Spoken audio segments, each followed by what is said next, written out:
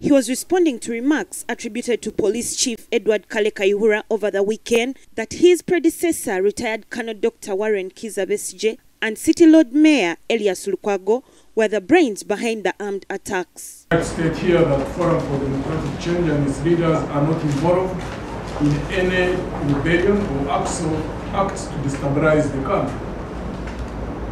We have chosen to take democratic, peaceful and constitutional means to achieve our main objective of establishing a just.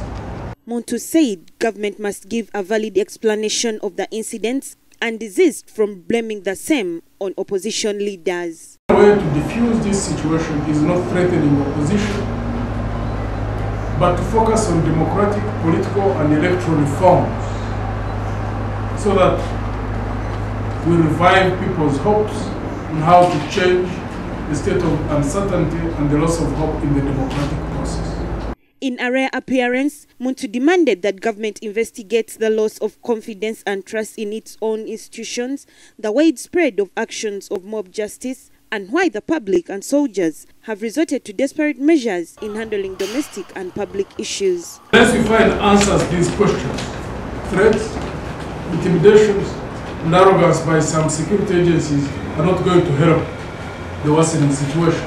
He reiterated that his party will salvage the situation and is preparing ground for what he called an inevitable transition in the country. Though the situation looks and seems desperate and hopeless, we are working around the clock to salvage our country. Armed men made a futile attempt to attack Mbuya military barracks but were arrested in time. A few days later, a soldier from Bombo barracks attacked revelers in a nearby pub and shot 10 people dead. Parliament has demanded that government explains the moral degeneration in the armed forces. Evelyn Katutu, Alice Bende, NBS Television.